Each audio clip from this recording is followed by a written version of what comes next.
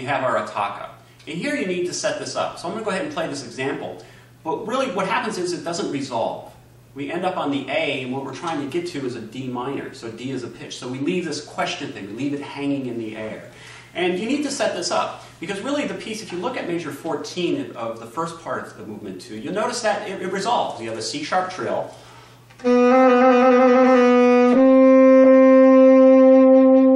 It could end right there, and this first part of the second movement would be over. But it doesn't do that. It goes on to the A.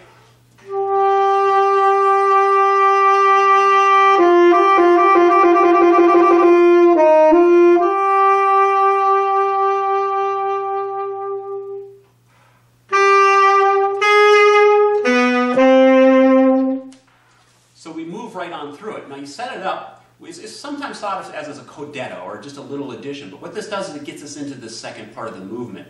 Notice that when I start on the A, I keep the dynamic level low, gently increase the vibrato to build up excitement. The same thing when I get to the trill. I added a trill on beat 4, G to the A, do a little bit of a trill, start slow, increase intensity, and then finish it out back up to the A with, two little grace notes that you can see in the score that I've also added.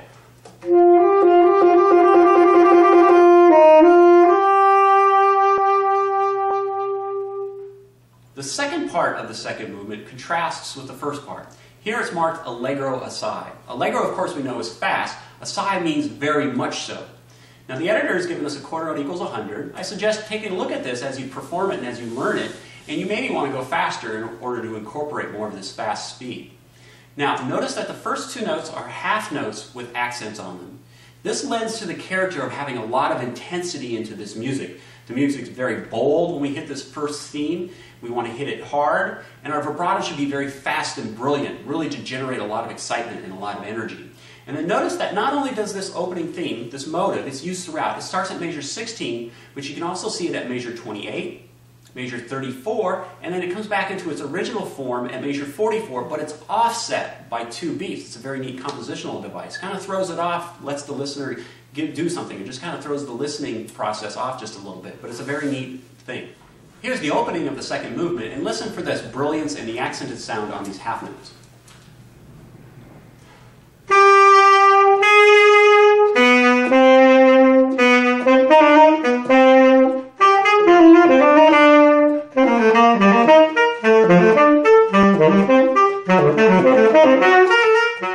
One of the musical elements I want to bring out to you in the second part of the second movement are the ascending and descending lines that Telemann incorporates. Now it's important for us, once again, we talked about this in the first part of the movement, is to realize where these lines are and where they're leading so that we can project them as the performer. The first spot I want to point out to you is in measure 23. Starting on the G sharp on the first beat, we notice that we have an ascending line. And the G sharp goes to an A on the third beat. In the next measure it goes to a B natural. You get a little bit of a delay here, and you arrive finally at a C in measure 24. Now we have a little compositional device at the Broke here, a little terrace dynamics where we get it to repeat. But then take a look at measure 25. The C starts again on the downbeat of 1, it goes to the D on 2, and then finally up to a goal of E on the third beat. And then finally this E goes down through the scale passage, and the resolution to this whole passage, starting all the way back at measure 22, the resolution to this is on the A at measure 27. Everything leads. Now the first thing I'm going to do is go ahead and play for you the longer pitches and just hold them, and then you can hear where the line is going, and then I'll put it in context.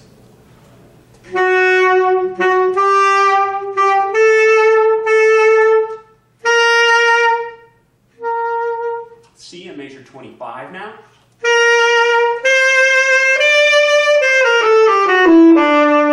Still stays on the E, but then the E goes up into our final thing, where it goes back to the A at measure 27. Now I'm going to go back to measure 22, and I'm going to start this and put it into context. And notice now how I, as the performer, need to bring out these important structural pitches. And you can see this in the score.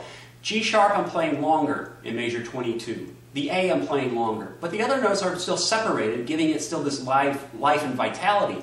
But we're moving through it musically to really help the listener hear where the music's going.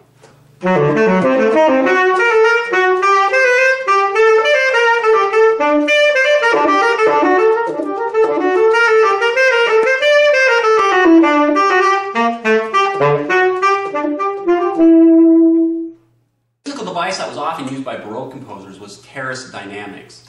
And what this really means, if you know the term terrace means, it means all of a sudden you're one level and immediately you're another level. Terrace dynamics, specifically in Baroque music, means that all of a sudden you're playing forte, all of a sudden you're playing soft. And what this does musically is you take the same melodic phrase up here that you're playing loud and you repeat it when you play soft. And this happens quite often in all Baroque music, so you should be aware of it. In this second part of the second movement here, I want to point out a few instances of it. Take a look at measures 24, measures 33, and then also measures 46 through 47, because here we have this offset of the melody. But basically that's what we want to do. We want to play it loud, measure 24. And when we repeat it, play it soft. And this happens in each case. Here's measure 36. The last musical thing I want to make you aware of in this second part of the second movement is the deception at the end. Now this is very common in music, where the music is set up to lead the listener to a logical conclusion, but the conclusion doesn't actually occur. And what happens instead is that we get an elongation, so we get an extension of where it should actually end, or where we think it should end. Well, this makes the music interesting to listen to. And the end of the second movement does this, and I want to point this out to you. When we get down to measure 48, we notice we have the motion going through, and we see this cadence that happens at 49 to 48, and we expect it to end in D minor. So here I'm going to start playing for you, starting at measure 48.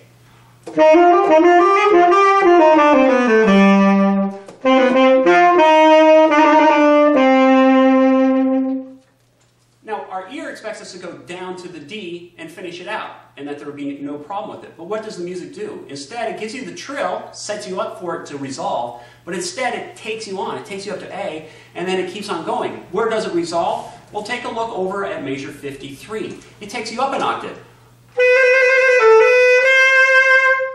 Alright, so there's one spot where we could call it cadence, but it doesn't quite cadence yet. It continues on. Go to measure 55. Notice what happens here. This looks eerily similar back over to our previous measure. But he still doesn't end it. He gives you another rhythmic pattern, and he tags on this other little extension.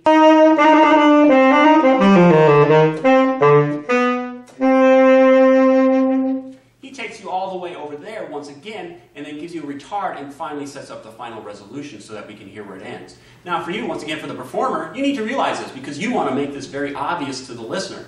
Okay? You want to set it up. Starting at measure 48.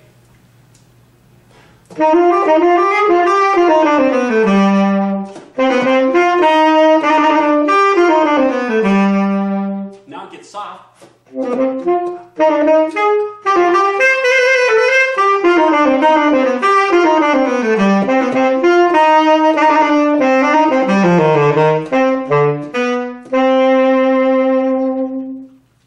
Notice how the dynamic changes are really setting you up to have something unexpected occur. And so by getting soft in that spot, he's bringing it down and he's increasing the energy once again. So it's very important dynamically to put that soft in and the crescendo lead all the way up in the upper octave, and then to bring it all the way back down.